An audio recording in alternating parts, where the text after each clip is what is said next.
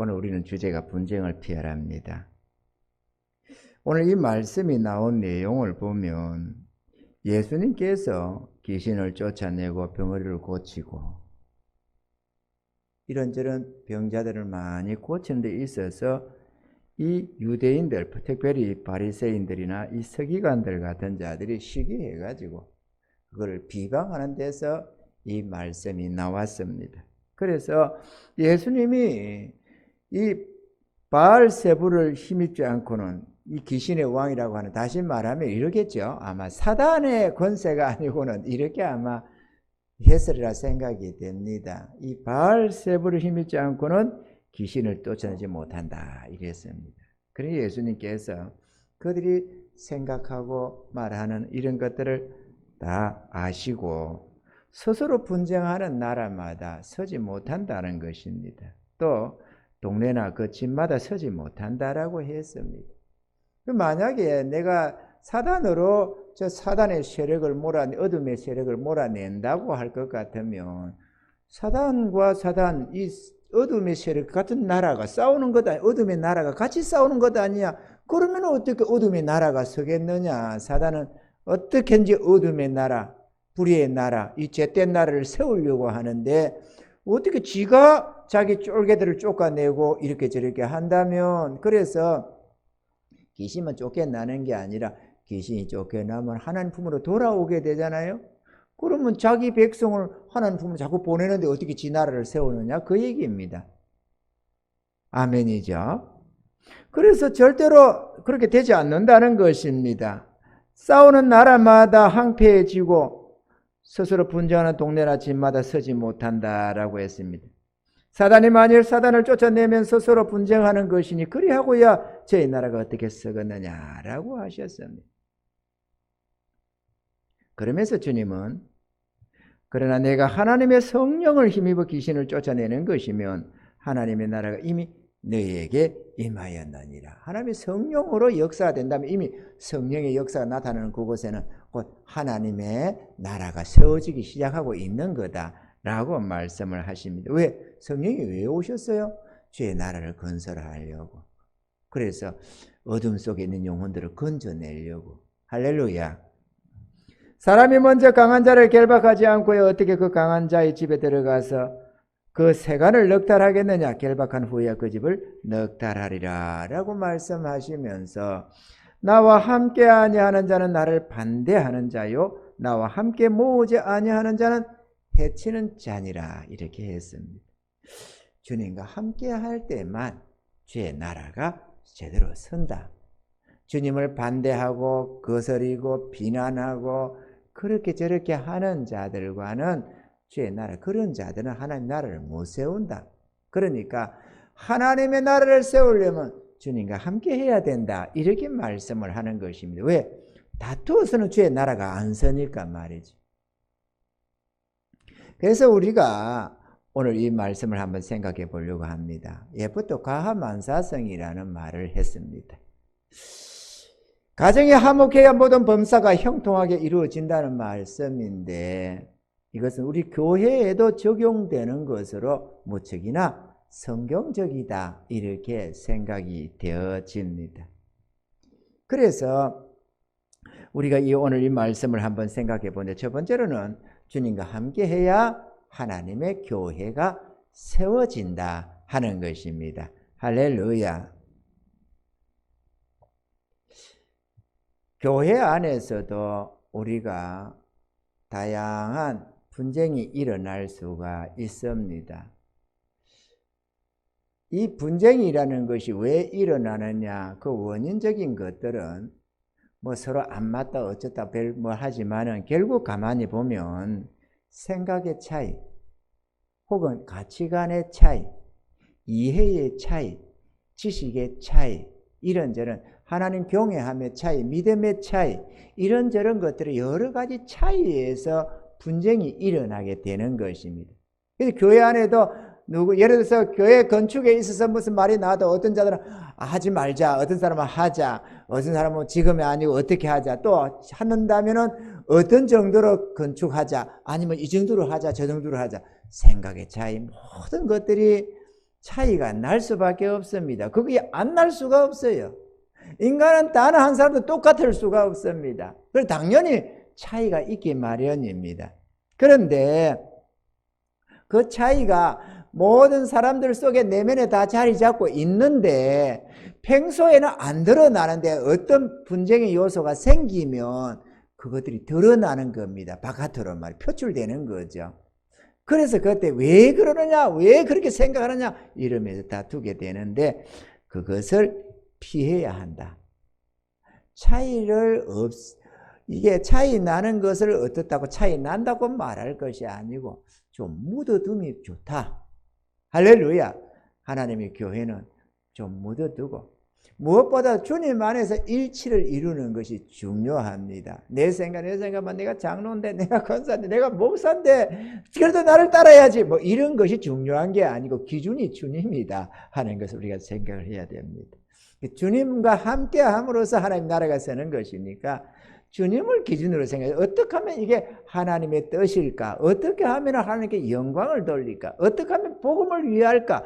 이 관점에서 서로 생각하고 기도하고 의논하고 대화를 해가야만 풀리기 시작한다는 것. 하나님의 뜻 안에서 일치를 봐야 한다라는 것입니다. 할렐루야. 우리 교회가 지금까지 별 다툼이 없이 잘 왔습니다. 언제나 화기애애하게 우리 하나님의 교회가 그런 어떤 험한 꼴을 안 당하고 우리가 서로 잘 해왔습니다.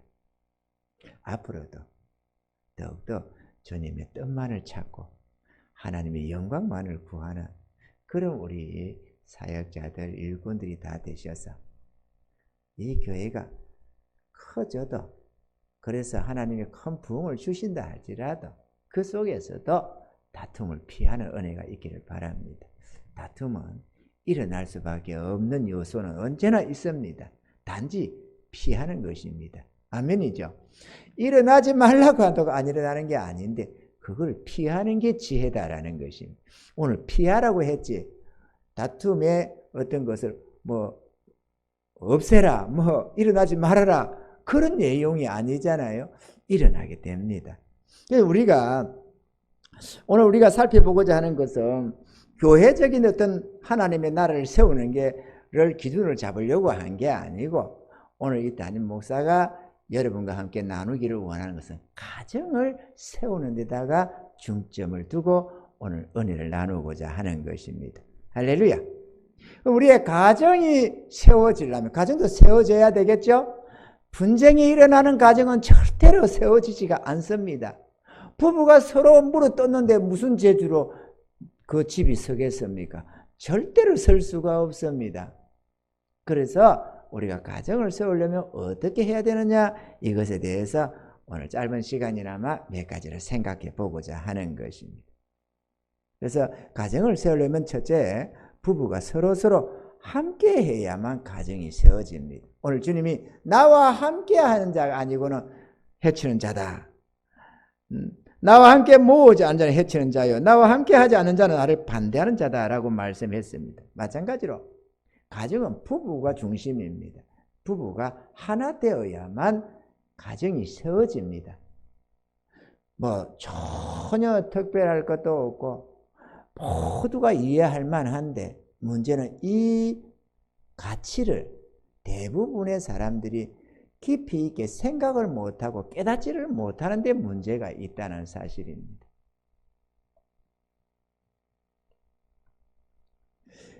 그래서 부부가 서로 하나만 되면 승리는 보장됩니다. 그러면 어떻게 하면 가정을 하나 되게 할 수 있느냐? 마음을 다해서 서로 사랑해야만 합니다. 사랑하면은 이해가 커지고 상대방이 이해가 되고 용납이 되고 여러 가지로 하나가 되어질 수가 있습니다. 그런데 이 사랑의 특징이 뭐냐 하면 상대방 중심의 삶이 된다는 것입니다. 우리가 다투는 것은 나를 편들려다가 나를 위하려다가 문제가 생깁니다. 내가 나를 챙기면 상대방도 상대방을 챙기게 되거든요. 그런데 사랑하면 상대방을 위하려는 관점이 생겨집니다.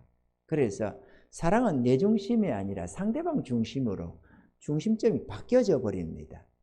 우리 하나님이 우리를 사랑했기에 하나님 중심적으로 생각을 안 하고 우리 중심적인 생각에서 어떻게 하면 저들의 이미 지어버린 죄를 사해 줄 수 있을까? 어떻게 하면 저들을 어렵다 하고 구원을 줄 수 있을까? 어떻게 하면 저 비참한 종의 신분에서 영광의 하나님의 자녀의 신분으로 승기시켜 줄 수 있을까?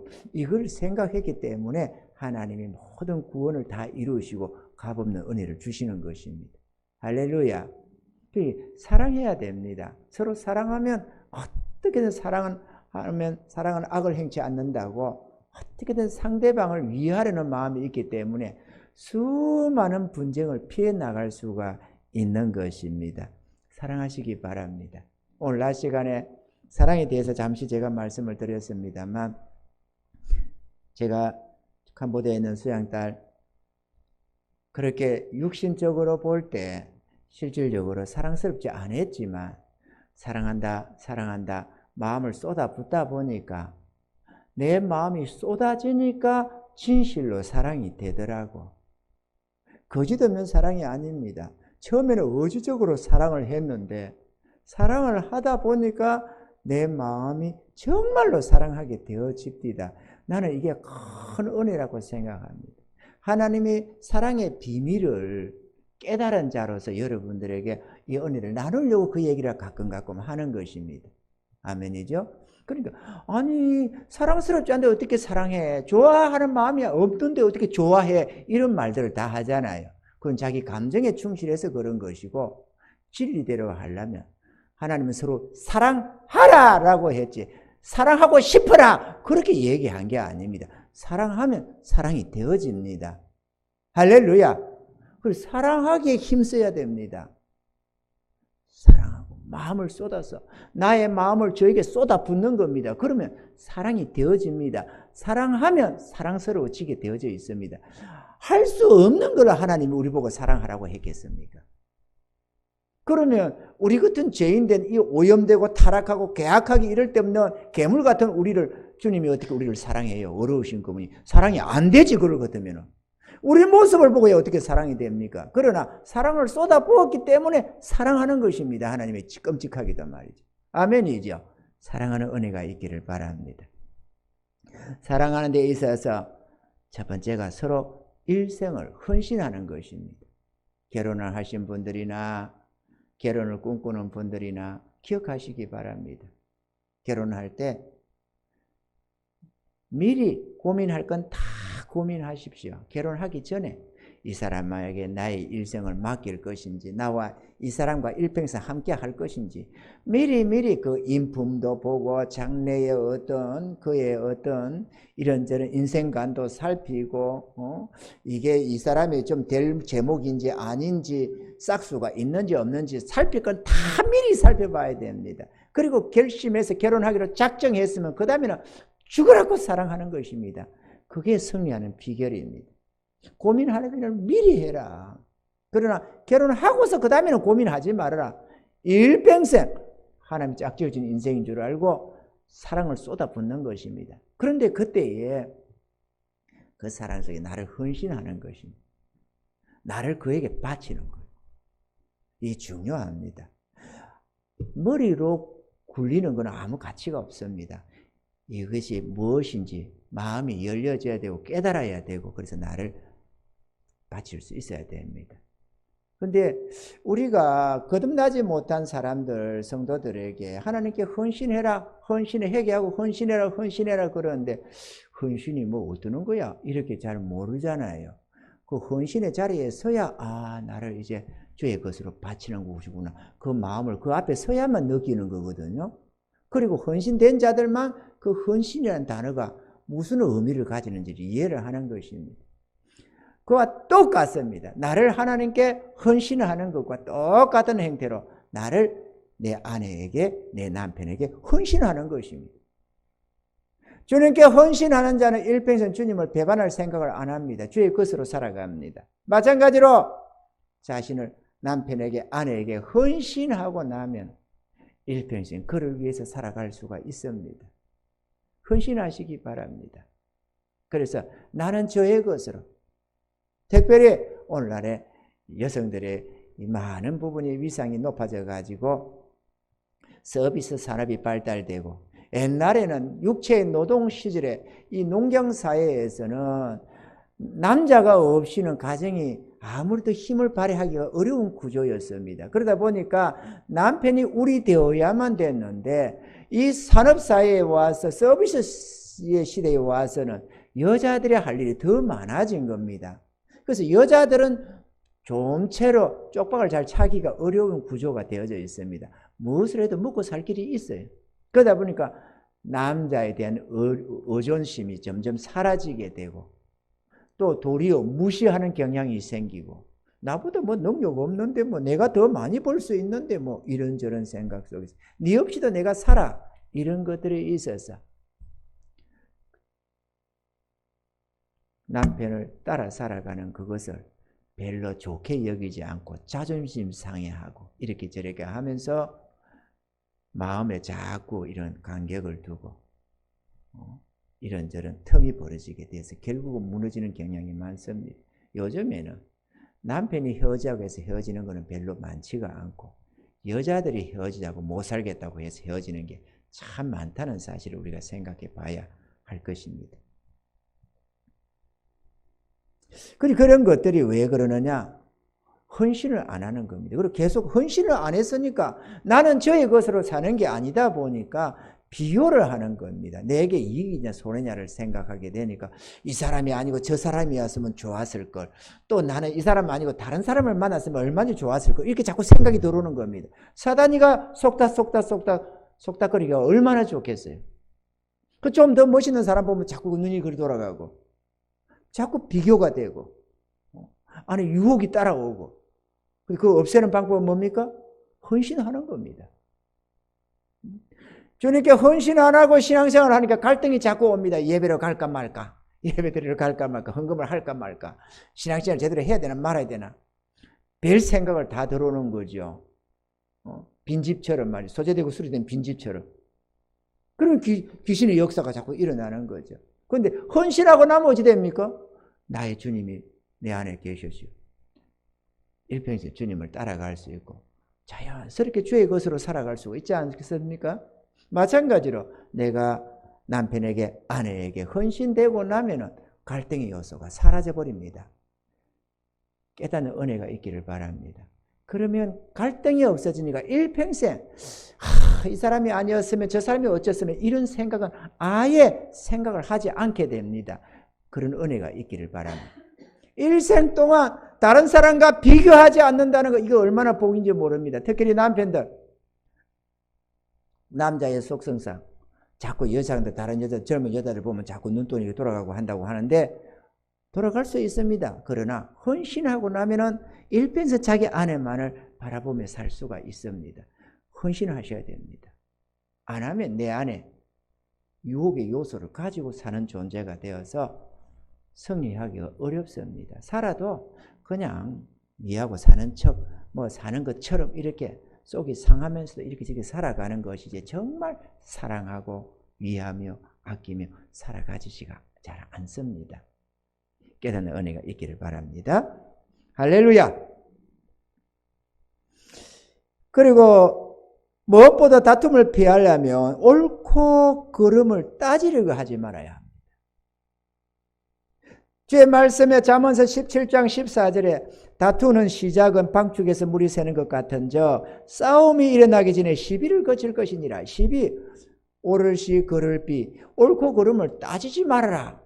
멈춰라. 이렇게 했습니다. 우리가 싸우는 게 네가 올리 내가 올리 이래 싸우는 거거든요. 못을 여기 치라 저기 치라 그거 가지고 대판 싸워서 이혼하는 경우도 있습니다. 아니 못을 여기다 쳐도 괜찮고 저기 쳐도 괜찮습니다. 그런데 이래야 된다 저래야 된다 하다 보니까 막 목숨을 거는 겁니다. 자존심이 상하고 막 이래가지고 대판 싸워가지고 아무 상관도 없는 그거를 가지고 싸워서 결국에는 끝장을 보는 경우도 얼마나 있는 법입니다. 그러니까 네가 올린 내가 올리를 따지지 말아라. 내가요 젊어서는 옳고 그름을 따지려고 했습니다. 밤을 새워서라도 따져야만 될 것 같아 나는. 그런데 저희 아내는 다투다 보면은 진이 빠지는가 어쩌는가 그만 잘 나오는 거지. 그 힘드니까 그냥 입을 뒤집어서 그냥 눈을 감아버리려고 하는 겁니다. 그러면요 화딱지가 엄청납니다. 얘기를 하고 말이야 따지고 있는 중인데 이게 옳지 않느냐 이렇게 따지고 있는데 그래도 좀 맞상대를 해서 아니 그게 아니고라든지 뭐라든지 해야 되는데 몰라 이러고 딱 뒤집어 써버리면 진짜 싸울 상대를 잃어버려 가지고요 상당히 실력질 납니다. 짜증 납니다. 그러면 혼자 부글부글 그래가지고 쳐다보고 있다가 봤어. 일어나봐 이래가지고 제가 옛날에는 성질 엄청 지금도 개떡 같은 성격이 좀 있기는 조금 하지만은 그래도 제가 지금은 반천사 됐거든요. 그런데 옛날에는 그렇지 않았어요. 그런데 시비를 거치라는 거. 이게 하나님의 지혜라는 겁니다. 다툼은 피하는 거예요. 옳고 그름을 따져가지고는 다툼이 끝나지를 않아요. 왜? 아까도 그랬잖아요. 생각의 차이고 관점의 차이가 있고 이해의 차이, 생각, 지식의 차이.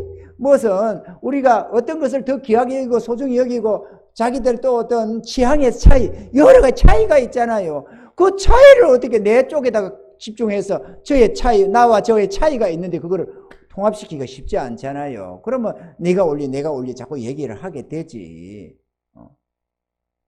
그런데 어떻게 해요? 그냥 거치라는 것입니다. 거친다는 것. 이거 정말 좋습니다. 그냥 시비를 거치라. 그걸 어떻게 하면 거칩니까? 그냥 묻어버리는 겁니다. 그냥 냉큼 묻어버려. 네가 옳다 그래 당신이 그래 말이 맞아. 이렇게 주면은 끝나면 제일 좋는데 그게 쉽느냐 그거죠 지금. 그러니까 그냥 딱 묻어버리는 겁니다. 그래. 일단 묻어버리고 나면 어떤 행동이 생기지 않습니까? 묻어버릴 때는 상당히 실현이 되는데 묻어버리고 나면은 그거 하루 이틀 지나다 보면은요 그거 무슨 먼지처럼 사라져버리는 겁니다. 하나도 안 중요합니다. 왜냐? 애시당초 그런 차이는 우리 안에 다 내재되어 있거든요. 단지 드러나지 않고 있었는데 어떤 사건 속에서 드러난 거예요. 차이가 드러나면 결판을 보려고 하는데 그거 정말 어리석습니다. 차이는 안 바뀝니다. 평생을 같이 갑니다. 이 차이가 숨어 있습니다. 그런데 차이가 없어야만 화평해지는 게 아니고 그 차이를 드러내야 그냥 묻어버리면 됩니다. 묻어버리면 그냥 넘어갑니다. 묻어보시기 바랍니다. 그냥 그대로 네가 옳다 내가 옳다를 결론을 내리지 말고 딱 묻어버리는 거예요. 간단합니다. 묻어버리고 하고 꼭 한번 넘가버리면 말하고 싶은 거 반론하고 싶은 거 따지고 싶은 거 한번 꿀떡 삼키고 그래 간두자. 뭐 우리가 그럴 수도 있지 생각이 다를 수 있지 이러면서 딱 묻어버리면 얼마 안 가서 아무 영향을 안 줍니다. 다시 본래대로 싹 돌아옵니다. 그런데 문제는 이게 시간이 오래가고 많이 다투다 보면 상처가 크게 납니다. 그때는 이 상처가 쉽게 치유가 안 되죠. 그러니까 상처가 커지기 전에 시비는 거쳐야 된다. 아멘이죠. 우리를 지으신 하나님이 얼마나 우리를 잘 알겠습니까? 체질적으로 속성적으로 잘 아시지 않겠어요? 그 하나님이 시비를 거치라 그게 최선이다 라고 했으면 시비를 거치는 게 낫습니다. 아멘이죠. 그래도 말이 옳고 그름을 따지려고 하지 마세요. 그게 불순종입니다. 사실은 내 완악함이고. 그러니까 아무리 내 생각이 옳고 바른 것 같아도 시비는 거쳐야 합니다. 할렐루야. 일단 다툼이 일어나면 감정이 격해지고 마음의 상처를 받게 되며 손해보는 것들이 참 많습니다. 합심 단결하지 못하여 마음과 생각이 나누이며 대립과 갈등을 겪게 됩니다. 우리가 갈등하는데 이게 갈자가 이 칡넝쿨을 칡을 말하면 산에 칡 알잖아요. 칡넝쿨, 등은 등나무. 이 두 개 다 이 식물, 이 뿌리, 이 줄기 식물이거든요. 그런데 갈등이 왜 나느냐? 이게 칡넝쿨하고 등나무하고 돌아가는 방향이 다른 거야. 같은 방향으로 뺑뺑뺑 같이 올라가 자라면서 같이 이리 돌아가 버리면은 꼬여서도 풀기가 쉽지. 그런데 하나는 오른쪽을 돌면 하나는 왼쪽을 돌아서 이렇게 돌아버리니까 이게 갈등이라는 겁니다. 풀어지지가 않아요, 갈등은. 쉽게 안 풀리는 게 갈등이다. 서로 반대로 돌아버려 꼬여가지고. 그래서 갈등 하는데, 다투게 되면은 갈등의 요소가 점점 커져서 뒤에 해결이 잘 안 됩니다. 그래서 하다가 안 되겠다면 그냥 끝내자. 이렇게 돌아가는 거죠. 그런데 그러기 전에 시비는 거쳐야 됩니다. 아멘이죠? 시비는 가려서 당신이 옳았네, 내가 미안해 라든지 내가 옳았고 저 사람이 그래 수긍하고 그걸 기대하지 말아야 됩니다. 그걸 기대하면 끝까지 옳고 그름을 따지려고 하거든요. 또 저 같은 건성들이 들어 있겠어요, 여기도. 근데 그 따지지 말고 그냥 묻어버리라. 할렐루야. 그 요즘에 내가 잘 많이 안 따지죠?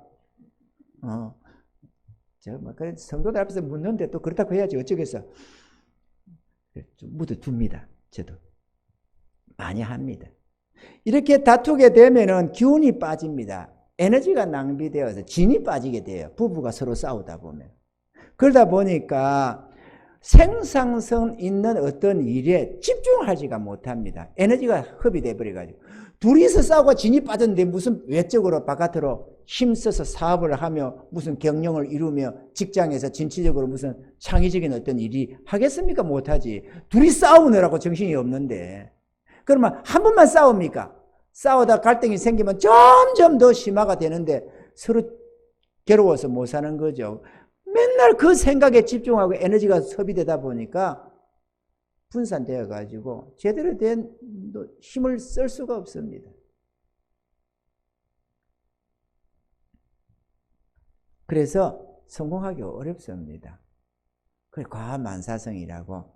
그래서 화목해서 에너지가 흡입되지 않아야 어떤 일에 집중할 수가 있고 능력을 발휘할 수가 있는 것입니다. 아멘이죠? 아내들이 막 그냥 예를 들어서 요즘 아내들이라고 할 수는 없죠. 일하는 사람이 남편만 있는 건 아닐 테니까. 어쨌든 일을 하는데 그냥 막 헐떡고 뭐라 하고 이렇게 해서 이 에너지를 낭비하게 하면은 남편이 아내가 성공하기가 힘들어요. 자기가 헐떡서 가지고 상대방의 자기 남편이나 아내의 성공을 박살을 내놓고는 그가 무능력하다고 또 비난할 것 아닙니까? 자기가 원인을 제공해 놓고도 그걸 전혀 모르고 그러다가 심판날에 가면 뭔 소리 들을까?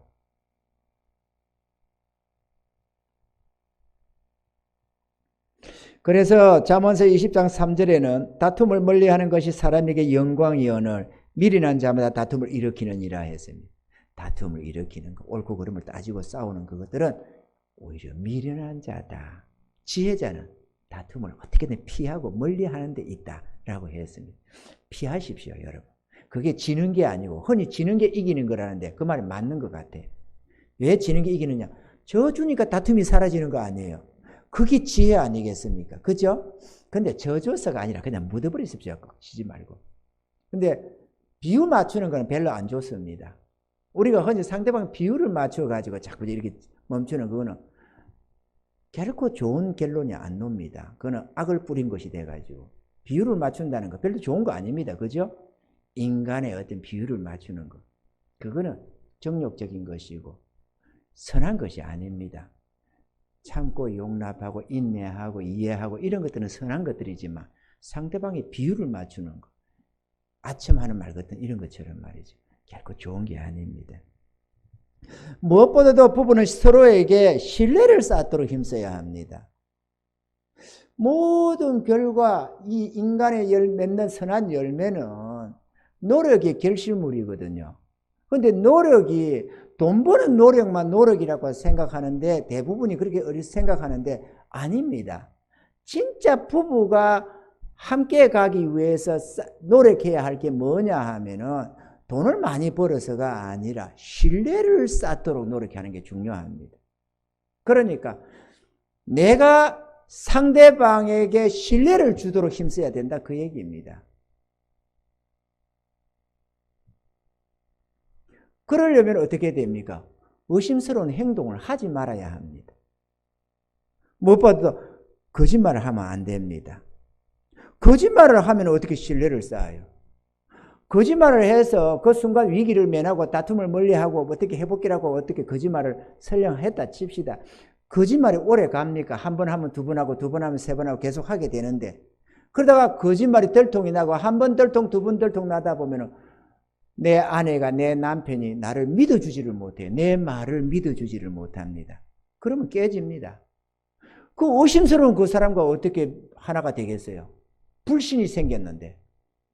그러니까 아무리 해를 입을 것 같아도 그냥 잘못했으면 잘못했다고 해야 되고, 아무리 핀잔을 들을지라도 있는 그대로 말을 해야지, 그거를 돌려가지고 이렇게 저렇게 말을 돌리고 어떤 것을 변명을 늘어놓고 또 한 것을 안 했다고 하고 이렇게 하는 것은 참으로 어리석게 이럴 데 없는 악을 뿌리는 것입니다. 그거는 절대로 가정에 못 섭니다. 그러니까 의심을 주지 말아야 하고 신뢰를 쌓도록 힘써야 합니다. 그건 노력입니다. 이거는 의지적으로 노력해서 되는 것들이지, 악한 것은요 노력 안 해도 자동적으로 됩니다. 그런데 선한 것들은 다 노력해야 됩니다. 참는 것, 그죠? 그런 것도 그냥 덮고 시비를 가리는, 거치는 것, 그런 거 다 노력이거든요. 상대방이 헌신하는 것, 상대방을 사랑하는 것, 이런 것들 하나같이 노력하는 것들입니다. 저절로 되는 게 아니다 그거죠. 신뢰가 쌓여 한마음 한뜻이 되면 힘이 배가 되고 목적된 일에 마음을 집중할 수가 있습니다. 그래서 이거 시너지 효과가 확실하게 나타납니다. 신뢰를 쌓아야 합니다. 할렐루야. 그래서 제가 늦은 밤중에 예를 들어 여성도와 상담을 하고 있거나 뭐를 해도, 또는 내가 어떤 상황 안 보는 곳에서 어떤 일을 하고 있어도 제 아내가 전혀 의심을 안 합니다. 저 뭐 어떻게 하고 있는 거 아닌가? 이렇게 생각을 한다든지, 또 내가 나에게 물어서 목사님 지금 뭐 하고 있어요? 어디에요? 그러면 내가 어디다? 그러면 그런가 하지. 우리 부부가 저 혹시 나한테 거짓말 치는 거 아니야? 이렇게 생각을 전혀 안 한다 그거지. 왜냐? 거짓말을 절대로 안 하거든요. 두 내외 서로 간에 절대로 속이는 말을 안 합니다. 그리해야 가정이 살아남습니다. 그리해야 두 사람의 이 신뢰가 견고해져서 나누어지지 않고 사단이가 틈탈 기회가 없어집니다. 그러니까 어디 놀러 가놓고도 뭐 일 보고 있다든지 그런 소리 해서는 안 되겠죠? 엉뚱한 소리 하면 안 된다고 그거죠. 놀고 있으면 놀고 있다고 해야 되고, 차를 마시면 차를 마신다고 해야 되고, 뭐 누구랑 있으면 있다고 해야 되고 그래야지. 자꾸 말을 돌려가지고 거짓말을 실실 해가지고 안 보니까 말이죠. 그렇게 하다 보면 반드시 깨어집니다. 반드시 깨어지게 되어 있습니다. 신뢰가 무너지면 그 사람이 콩으로 메주를 쏜다 해도 믿을 수가 없어져요. 정말로 가치 있는 것, 신뢰를 쌓는 겁니다. 정직한 겁니다. 정직한 것. 하나님은 정직한 자를 찾으신다고, 심지가 견고한 고든 자를 찾으신다고 하십니다. 슬슬 상황 따라서 자꾸 변명 늘어놓고 거짓말을 하는 사람을 어떻게 신뢰를 해요? 신뢰할 수가 없습니다. 어떤 경우에도 바른 말 하시기 바랍니다. 할렐루야. 비록 아내에게, 남편에게 욕을 좀 쳐먹을지라도 바른 말을 하는 거죠. 한번 뭔가 잘못해서, 크게 잘못해서 한마디 들을 것 같아도 차라리 한마디 듣는 게 낫습니다. 그럼 이 사람은 자기가 손해볼 때도 옳은 말, 바른 말을 하는구나, 거짓말 안 하는구나. 이게 그 순간에는 언짢아서 말을 한마디 들어도 두고 그 사람의 바로미터가 돼가지고, 이 사람은 진실한 사람이다, 이 사람은 정직한 사람이다, 이렇게 해서 나누는 게 작아집니다. 오늘 이 시대에 가정들이 불신 때문에 깨지는 게 얼마나 많습니까? 서로 못 믿어서 의심하고. 신뢰를 쌓기 힘쓰시기 바랍니다. 할렐루야. 그리고 서로 관용해야 합니다. 그리고 인내해야 합니다. 있는 모습 그대로 받아주고 관용하는 게 중요합니다. 우리는 상대방에게 틀을 가지는 것이 있습니다. 상대방을 향한 틀, 어떤 내 기준이 있습니다. 그래서 그 사람, 이 사람은 이래, 저 사람은 그래, 이런 틀을 가지는 게 있습니다. 이거 깨기가 보통이 아닙니다. 이게 딱 잠재의식 속에 딱 내재되면은 그가 아무리 다른 사람이라도 나는 그렇다고 믿고 있습니다. 그게 깨져야 되는데 틀을 갖지 않는 게 중요합니다. 그리고 서로를 배려해야 합니다. 주의 말씀처럼 받고자 한 대로 주라고 하신 황금률처럼 서로 배려하는 게 중요합니다. 부부는 하나입니다. 이거를 기억하시기 바랍니다. 오래 참는 인내가 참 중요합니다. 이 세상에 하는 말이 있습니다. 참을 인자 세 보이면 살인도 면한다고. 참는 거, 그거 참 중요하거든요. 중요한 덕목입니다. 자기 생각과 뜻을 주장하지 말아야 합니다. 내 생각, 내 주장을 너무 주장하다 보면 상대방의 뜻, 상대방의 주장을 무시하는 결과가 생깁니다. 그러다 보니까 너무 나를 주장하지 않는 게 참 좋습니다. 담임 목사라 할지라도 교회 안에서 어떤 생각을 자꾸 주장하면 교회가 하나 되기가 어렵습니다. 그래서 주장이 강하다 보면 그런 게 생길 수도 있는데 특별히 목회자는 앞에서 인도하는 쪽이다 보니까 특히나 더 어떤 성격에 따라서 특성에 따라서 주장이 강할 수가 있습니다. 주장이 강한 목사님들은 그 주장을 무너뜨리는 게 참 중요하죠. 그래서 함께 가도록 하나 되어 갈 수 있도록 애쓰는 것, 그게 교회가 단단하게 굳건하게 세워지는 비결이기도 하거든요. 자기 생각을 주장하지 마시기 바랍니다. 가정에서 지금 하는 얘기입니다. 아멘이죠? 부부 간에, 부모 자식 간에 너무 주장하지 말아라. 무엇보다 자존심 싸움을 하지 말아야 합니다. 자존심 싸움. 사람이 자존심 없는 사람이 어디 있어요? 지렁이도 밟으면 꿈틀한다는데. 그러니까 아내나 남편의 자존심을 건드리는 짓은 하지 않아야 합니다. 금기되는 단어들이 있기 마련입니다. 해서는 안 될 말들, 그런 말들은 쓰지 말아야 합니다. 왜? 상대방 자존심을 짓밟아 버리면 불행해집니다. 상대방의 자아가, 자존감이 무너지게 되면 비참해집니다. 상대방이 비참한데, 부부가 하나인데 나의 반쪽이 비참해졌는데 내가 행복이 되겠습니까? 안 되지. 내가 행복하기 위해서라도, 또 내가 사랑한다면 내 행복만큼이나 상대방의 행복을 갈망하게 되어져 있습니다.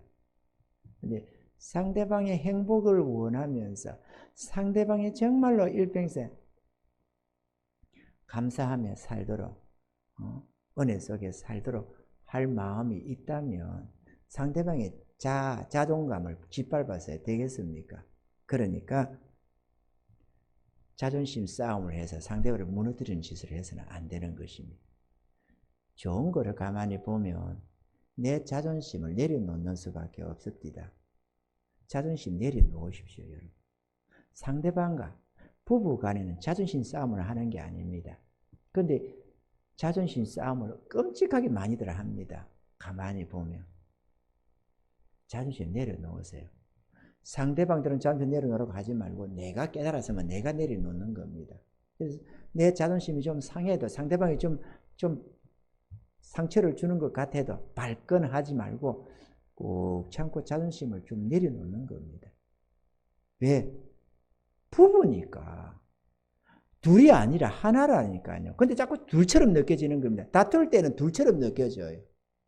그 저와 나가 전혀 다른 존재로 느껴지기는 합니다. 그런데 그 본능에 따르지 말고 자존심을 내려놔야 된다. 남자 자존심이 있잖아요. 목사 자존심도 있습니다.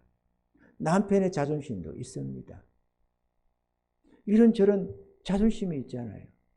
그런데 그게 무시당할 때가 때때로 있어져요. 점점 아름다운 열매를 맺어가면 점점 그런 것이 사라지고 옅어지고 작아지겠지만 결혼의 초창기야 뭐 말할 것도 없죠. 나이는 젊지, 경험은 별로 없지, 아는 지식과 그런 경륜이 별로 없지. 그러다 보면은 이게 자존심 싸움이 상당히 격렬하게 싸워지는 겁니다. 근데 자존심은, 부부는 자존심 싸우는 게 아닙니다.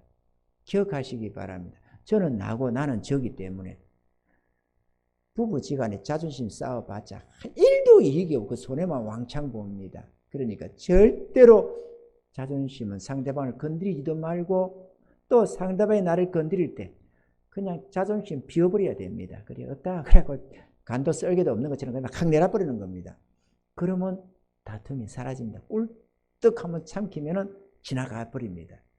그러면 언제 그러냐 듯이 도리어 화평해지고 아름다워지고.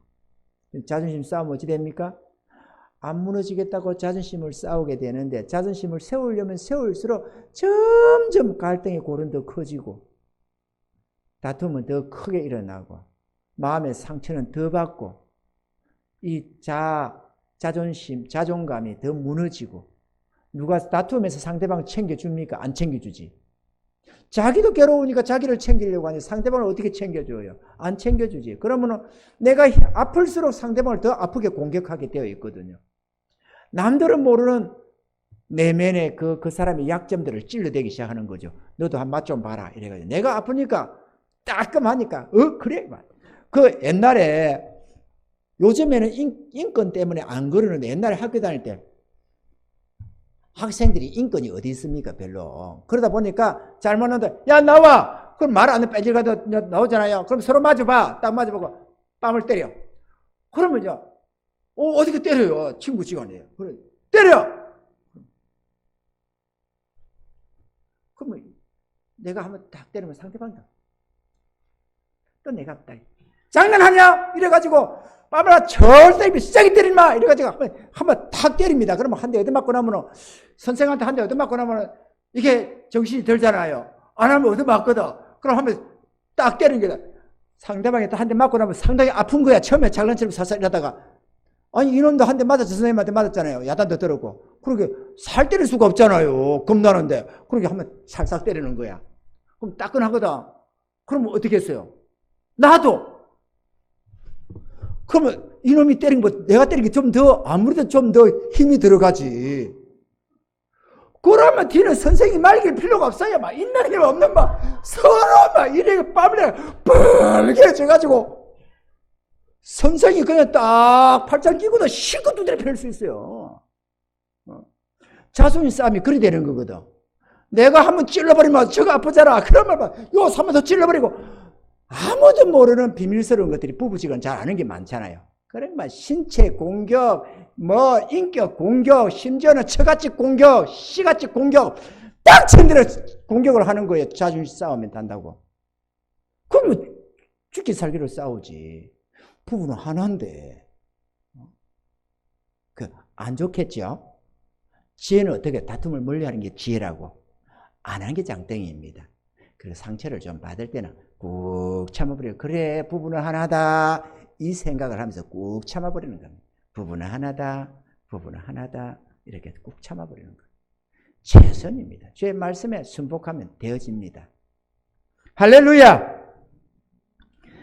그리고 무엇보다도 가정에 중심적인 게 하나 있어야 되겠죠. 부부가 중심이라지만 부부 중심 그만.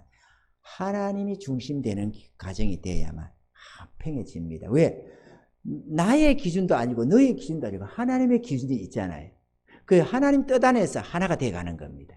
우리 하나님은 가정이 화목하기를 원하거든. 부부가 하나 되기를 원하고, 화평하기를 원하고, 사랑하기를 원하고, 이해와 용납을 요구하시고. 그러니까 하나님 뜻 안에서 하나 되는 건 참 쉽습니다. 물질을 사용해도 하나님 뜻 안에서 사용하다 보니까 마음이 같이 가는 거죠. 나누이지 않습니다. 내 왜 그랬냐 저랬냐 다툼이 안 생기는 거죠. 하나님 안에서 하나 되기가 참 쉽습니다. 기준이 없는 삶은 정 문제가 생기지 않겠어요? 그리고 예를 들어서 돈을 버는데 남편은 돈을 버는 데에 의미를 두고 돈을 좀 많이 모으고 싶고, 아내는 좀 쓰면서 문화적인 삶을 살고 싶고, 이러면 다툼이 계속 날 수밖에 없지. 그런데 하나님 뜻 안에서 가면 마음을 같이 해갈 수가 있거든요. 그렇게 좋습니다. 하나님 뜻 안에서 하나님 중심적인 삶을 살아가는 것이 중요합니다. 그리고 하나 좀 덧붙이자면 가정에 웃음이 있는 게 좋습니다. 그래서 소문 만복내라고 옛날에 코미디에 웃으면 복이 와요 그런 프로그램이 있었습니다. 웃으면 복이 온다. 웃으면 복이 온다. 오늘 낮 시간에도 입으로 시인하면 그게 이루어지는 것. 그것처럼 말이죠. 그게 좀 조금 부부가 서로에게 웃음을 선사하는 게 좋습니다. 그래서 아내도 남편도 상대방의 얼굴에 좀 웃음이 넘칠 수 있도록 늘 배려하고 마음 쓰는 것. 그게 항상 좋습니다. 그래야 엔돌핀도 좀 생기고 암덩어리도 좀 사라지고 여러 가지로 좋은 점이 많습니다. 할렐루야. 특히나 부부는 여러분 우리는 천생연분이다 이렇게 좀 생각하셔야 됩니다. 이게 우리는 천생연분이야. 우리는 천생연분이야. 천생연분 아닙니다. 지금 서로 안 맞는 게 좀 있는 것 같아요. 그래도 처음에 만날 때는 좋아서 만났겠죠? 그러면 그때부터 하는 겁니다. 우리는 천생연분이다. 그지? 우리는 참 잘 맞는다. 그지? 이러면서 뭐 안 맞는 거 있습니다. 근데 우리는 참 잘 맞는다. 이것저것 좀 맞는 게 있지 않겠어요? 안 맞는 게 한 가지면 맞는 게 서너 가지가 다 됩니다. 항상 많습니다. 서로 공통점이 많이 있어요. 근데 흔히들 어려움 당하는 가정은요, 맞는 그거는 안 따지고 안 맞는 그걸 따집니다. 또 상대방을 비난하는 것도 잘하는 그거 장점이 몇 가지가 있는데 그런 건 안 쳐다보고 단점 한두 가지 보면서 당신은 이게 그래 문제야. 당신은 이게 탈이야. 이러면서 싸우는 거거든요. 그렇게 어느 쪽을 보느냐가 중요한데 이것도 맞고 저것도 맞는데 어느 쪽을 봐야 됩니까? 오른쪽으로 입술로 시인하는 바른 쪽으로 입술에 열매를 맺어야 되지 않겠어요? 그러니까 어떻게 되느냐? 좀 안 맞는 게 많아도 안 맞는 거 보지 말고 맞는 게 있으면 예를 들어서 된장국을 서로 좋아한다. 야, 당신은 우리 천생연분이야. 이렇게 하는 거예요, 그냥. 냅다 말하세요, 그냥 그렇게 맞으면. 아멘이죠? 내가 햄버거 좋아하는데 저 사람도 햄버거 좋아한다. 야, 우리는 천생연분이야.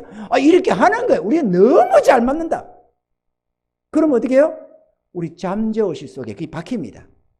그러면 우리는 잘 맞는다고 생각하고 있어요. 잘 맞는 생각하니까 잘 맞는데 왜 이혼을 하겠어요? 잘 맞는데 왜 싸우겠어요? 잘 안 싸웁니다. 그래서 자꾸 입으로 자꾸 시인을 잘 해야 됩니다. 아멘이죠? 좋은 쪽으로. 근데 맞는 게 많아도 안 맞는 게 한두 가지 있다고 몇 가지 있다 보고 우리는 잘 안 맞아. 그 부부가 할머니 할아버지가 그 퀴즈 대회에 나왔는데 그랬다잖아. 우리 사이 그러니까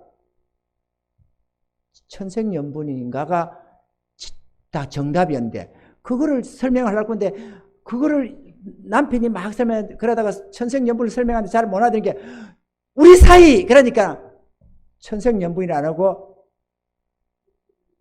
평생원수라고 평생원수라 했다구나. 그렇게 하는데 남편은 천생연분이라고 생각하는데 각 씨는 평생의 철천지 원수로 생각했던가 보죠. 그 왜 그렇게 했겠어요? 한 번 말하고 두 번 말하고 속상이 있다 보니까 마음에 자꾸 책임질을 한 겁니다. 자기 마음에 말을 냈든 안 냈든 마음으로 계속 말을 한 거야. 우리는 안 맞아.